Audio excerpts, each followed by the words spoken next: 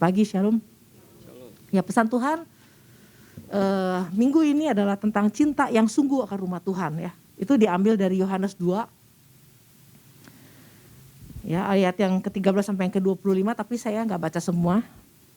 Bahwa intinya adalah pada hari raya Paskah, di mana orang-orang Yahudi pada waktu itu harus pergi ke Yerusalem karena memang bait Allah ada di situ, termasuk Yesus. Ya, Yesus juga pergi ke Yerusalem dan waktu tiba di bait Allah itu, Yesus melihat sebuah pemandangan yang membuat dia marah. Ya, karena pemandangan yang tidak biasa itu di mana terjadi banyak terjadi perdagangan ya, jual beli, jadi bisnis di situ. Dan Yesus melihat banyak banyak orang yang berjual beli dan banyak binatang-binatang yang diperjualbelikan dan melihat para penukar uang di situ, ya. Dan Yesus pun juga melihat tentu ada para imam juga terlibat di dalam situ. Dan apa yang Yesus lakukan? Yesus membuat cambuk dari tali lalu mengusir para pedagang dengan semua kambing domba, lembu, burung, lalu membalikkan meja penukar uang. Nah, di ayat yang ke-16 kita lihat. Yohanes 2 ayat yang ke-16. Kepada pedagang-pedagang merpati ia berkata, ambil semuanya ini dari sini. Jangan kamu membuat rumah Bapakku menjadi tempat berjualan. Ya, nah, ini yang menjadi ayat dasar firman Tuhannya, ayat yang ke-17. Maka teringatlah murid-muridnya bahwa ada tertulis cinta untuk rumahmu menghanguskan aku. Ini menarik, saudara. Ketika Yesus membuat cambuk dan mulai mengusir para pedagang dan membalikkan meja-meja penukar uang itu, yang dilihat oleh murid-muridnya Yesus adalah dia ingat ada satu kejadian juga di mana ada sebuah statement tentang cinta untuk rumahmu menghanguskan aku. Nah, di mana? Siapa yang pernah mengatakan ini? Pemazmur Daud. Daud pernah mengatakan cinta untuk rumahmu menghanguskan aku. Nah, ternyata di dalam terjemahan yang lain ya, dikatakan semangatku bagi Allah dan pekerjaannya membara di dalam diriku karena aku mementingkan pekerjaanmu sehingga musuh-musuhmu menghina aku sebagaimana mereka menghina engkau. Jadi ketika Yesus mulai membalik-balikan, mulai memakai cambuk yang dia buat untuk mengusir para pedagang, murid-murid nggak bilang, ih Yesus marah-marah, wah Yesus berdosa. Ternyata Yesus tuh marah-marah kayak kita juga, apalagi Petrus ngelihat gitu. Ternyata Yesus marah-marah, gue juga marah-marah, ya nggak ada bedanya. Ternyata yang murid-murid lihat pada waktu itu, setelah mereka melihat itu, yang mereka ingat adalah sebuah perkataan, cinta untuk rumahmu menghanguskan aku. Dia tahu persis, murid-murid tahu persis apa yang dilakukan Yesus. Sama seperti yang dilakukan Daud. Tentang semangat akan pekerjaan Tuhan. Akan semangatnya akan Tuhan. Jadi semuanya tentang Tuhan. Nah, jadi apa yang dilakukan Yesus itu bukan tanpa dasar. Murid-murid tahu bahwa semangat yang Yesus katakan, cinta untuk rumah Tuhan, cinta atau semangat atau gairah atau passion Yesus itu bukan semata-mata untuk mengusir fokus kepada para pedagang, tapi karena ini pekerjaan Tuhan. Karena ini rumah Tuhan. Karena ini hal yang berurusan dengan Tuhan. Nah, jadi orang yang sebenarnya punya semangat untuk datang ke rumah Tuhan itu harusnya bukan cuma semangat datangnya doang ke rumah Tuhan, tapi punya semangat untuk gua harus menjadi sesuatu yang berbeda. Harus ada perubahan dalam hidup gua. Harus ada buah kebenaran yang muncul. Bukan cuma sekedar, jadi orang-orang Yahudi pada waktu itu begitu semangat, begitu Paskah. Mereka semangat banget, ayo kita ke bait Allah. Mereka buat persiapan. Kadang-kadang kan perjalanan yang mereka harus tempuh sampai ke bait Allah itu bukan perjalanan yang sebentar. Tapi mereka begitu semangat untuk datang ke bait Allah. Tapi semangatnya bukan cuma datang sampai ke tempat ke bait Allahnya. Yang Tuhan mau dari kehidupan orang-orang yang datang ke bait Allah, mengerti maksudnya Tuhan, faham tentang apa yang menjadi kehendak Tuhan dan rencana Tuhan. Bukan cuma sekedar sibuk dan gairahnya untuk bisa bagaimana membawa persembahan ini. Jadi akhirnya mulai memikirkan tentang binatangnya daripada Tuhannya. Daripada dianya, perubahan apa yang dia miliki. Jadi yang disebutkan adalah tentang membawa binatang ini. Dan Yesus melihat ini udah gak harus bertanya dulu, interogasi ini. Wah, kenapa begini-begini, enggak. Dia melihat sebuah pemandangan ini juga dia udah tahu. Dan menurut salah satu penafsir dikatakan bahwa imam iman sangat terlibat. Karena yang menentukan binatang ini layak tidak layak untuk menjadi korban persembahan itu semuanya ditentukan oleh imam. Dan melihat ini Yesus sudah langsung bisa menilai. Jemaat Tuhan, umat Tuhan ini akan jadi apa dipimpin oleh imam-imam yang seperti ini. Dan memang inilah yang menjadi persoalan yang selalu terjadi ya. Dari perjanjian lama sampai perjanjian baru ya. Apa yang dikatakan oleh Yesaya 29 ayat yang ke-13, kita lihat. Yesaya 29 ayat yang ke-13. Dan ini yang selalu menjadi teguran. Yang selalu diingatkan bahwa orang-orang datang beribadah sama Tuhan itu intinya bukan hatinya yang ingin, hidupnya yang ingin berubah. Dan Tuhan berfirman, oleh karena bangsa ini datang mendekat dengan mulutnya dan memuliakan aku dengan bibirnya, padahal hatinya menjauh daripadaku dan ibadahnya kepadaku hanyalah perintah manusia yang dihafalkan. Nah ini yang jadi problem di perjanjian lama dan ternyata di akhir zaman pun juga ini Paulus bilang lagi di dalam 2 Timotius 3. Orang pergi ibadah, rajin ibadahnya, tetapi memungkiri kekuatannya. Bahwa di dalam ibadah itu orang bisa berubah. Bahwa ibadah itu harus membawa perubahan hidup kita. Mengerti makna kenapa kita dipanggil. Mengerti visi Tuhan. Mengerti rencana Tuhan. Mengapa kita harus apa yang harus kita lakukan selama kita ada di bumi ini. Nah sebenarnya harusnya kan seperti itu. Jadi bukan cinta akan rumah Tuhan, gairah untuk datangnya doang. Karena kadang-kadang kegairahan itu sampai orang itu begitu sibuk untuk cari gereja yang paling nyaman. Jadi rajin ke gereja karena wah musiknya enak banget. Sound systemnya enak banget. Wah kursinya nyaman banget. AC-nya enak banget. Khotbahnya lucu banget. Lagu-lagunya lagu baru semua. Kadang-kadang yang dicari orang itu loh. Tapi hidup tidak berubah. Saya sering dengar dari anak-anak pelayanan tapi seks bebas masih terjadi. Ini masih terjadi saudara. Mungkin kalau kita ada di lingkungan yang kayak gini kita nggak dengar. Tapi kalau di luar sana, aduh masih banyak kekotoran-kekotoran yang masih terjadi dari umat Tuhan. Yang ngakunya Kristen. Tapi rajin tiap minggu ke gereja. Oh, menurut firman dari ayat ini kita dari pesan Tuhan ini kita, kalau lu cinta sama rumah Tuhan, harusnya lu cinta sama hidup lu, harusnya ada perubahan. Harusnya lu semangat untuk berubah. Nah, kita lihat juga di dalam ini yang menjadi pesan Tuhan beberapa waktu yang lalu ya, 1 Timotius 4 ayat yang ke-8 ya. Latihan badani terbatas gunanya, tetapi ibadah itu berguna dalam segala hal. Harusnya ibadah itu berguna untuk segala hal karena mengandung janji baik untuk hidup ini, untuk sekarang dan hidup kekal. Hidup yang akan datang. Jadi sebenarnya ibadah itu kalau di dalam bahasa Inggris godliness ya, atau kesalehan.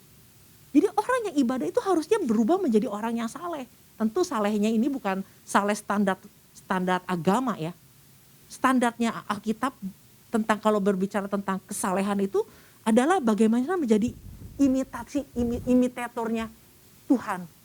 Menjadi mengikuti teladannya Tuhan. Hidup dipengaruhi oleh Yesus. Oleh pengajaran firman Tuhan, oleh kerajaan Allah itu ya menjadi kesalehan itu adalah menjadi penurut Kristus. Orang harusnya berubah, orang harusnya paham dan mengerti apa yang menjadi rencana Tuhan. Bukan cuma sekedar rajin semangat datangnya, orang Gak bisa cuman datang semangat aja ke gereja tanpa ada perubahan. Nah ini yang diingatkan Rasul Paulus kepada Timotius. Apalagi kalau gereja-gereja yang ada gereja tertentu yang kalau mau ke gereja hari Minggu itu udah kayak mau kondangan, mempersiapkan baju, pergi ke salon, udah kayak mau kondangan. Semangat untuk itu. Berani buang uang untuk pergi ke salon dan mempersiapkan ini itu. Begitu semangatnya. Dan kalau udah semangat seperti itu harusnya dibarengi dengan semangat ada perubahan. Semangat untuk ngalamin Tuhan secara pribadi. Nah ini saudara, jadi ya Tuhan ingatkan buat kita bahwa kembali lagi saudara. Untuk bisa saleh itu gak bisa kita gak usah ke gereja. Gak usah ibadah, gak usah digembalakan, tiba-tiba bisa jadi saleh. Itu pisang saudara, pisang saleh. Kalau kita gak bisa, kita harus digembalakan. Nah ketika kita digembalakan, kita diajar. Kita jadi mengerti visinya Tuhan. Nah makanya ketika kita diingatkan lagi tentang semangat untuk cinta akan rumah Tuhan ini, kita harus balik lagi kepada apa yang menjadi rencana Tuhan di dalam Matius 28. Ini balik lagi nih, kita udah lama jarang lihat ini nih. Matius 28 ayat yang ke-19. Karena itu pergilah, jadikanlah semua bangsa muridku dan baptislah mereka dalam nama Bapa, Anak dan Roh Kudus, dan ajarlah mereka melakukan segala sesuatu yang telah kuperintahkan kepadamu, dan ketahuilah aku menyertai kamu senantiasa sampai kepada akhir zaman. Ajar. Ajar itu di dalam bahasa aslinya tuh hodegeo ya. Punya arti gini. Memberi arahan. Ya. Menjadi pemimpin. Ya. Nah jadi harusnya kita diajar itu betul-betul diberikan ada doktrin yang ditanamkan, ada penjelasan yang sistematis dan detail, ada informasi, dan itu yang seharusnya ketika kenapa kita harus diajar. Kadang-kadang kita cuma tahu sepintas lalu, tapi kalau kita cinta akan Tuhan dan pekerjaan Tuhan dan cinta akan rumah Tuhan, kita cinta untuk berubah. Kita juga punya semangat untuk mau tahu lebih banyak. Mau mengalami perubahan dalam hidup kita. Jadi harus digembalakan, harus diajar, harus baca Alkitab, harus dituntun, harus jadi murid. Gak cukup cuman dibaptis. Ini satu paket loh, Tuhan bilang. Jadikan segala bangsa muridku dan baptis. Ini baptis ini urusannya kemarin yang saya katakan. Ada tubuh, ada jiwa, ada roh. Yesus gak bilang cuma sekedar rohnya doang diselamatkan. Tapi ajar. Nah ajar firman Tuhan itu untuk apa? Supaya kita mempunyai jiwa yang dibangun terus hari lepas hari. Dimana di dalam jiwa itu ada apa? Ada pikiran, ada kehendak, ada perasaan, ada emosi, ada keputusan. Nah ini yang mesti kita bangun hari lepas hari. Jadi orang kadang-kadang cuma sampai yang penting udah dibaptis nih, rohnya udah selamat deh pokoknya. Tapi jiwanya gak pernah diajar, gak pernah dididik. Ke gereja tubuhnya ada di gereja. Nah dari pesan ini kita diingatkan bahwa gak ada orang yang cuman senang, cinta datang ke gereja doang, ke rumah ibadah. Tapi dia sendiri tidak mengalami apa-apa dan tidak ngerti apa-apa tentang Tuhan, itu gak mungkin. Karena itu akan selalu berjalan berselarasan. Nah, dari pesan Tuhan ini, kita mau belajar bahwa, coba cek lagi semangat kita. Jangan-jangan semangat kita, gairah kita, antusias kita, hanya untuk menjadi sebuah kebiasaan yang sudah kita biasakan dari orang tua kita untuk minggu lu Kristen, minggu ke gereja lu ya.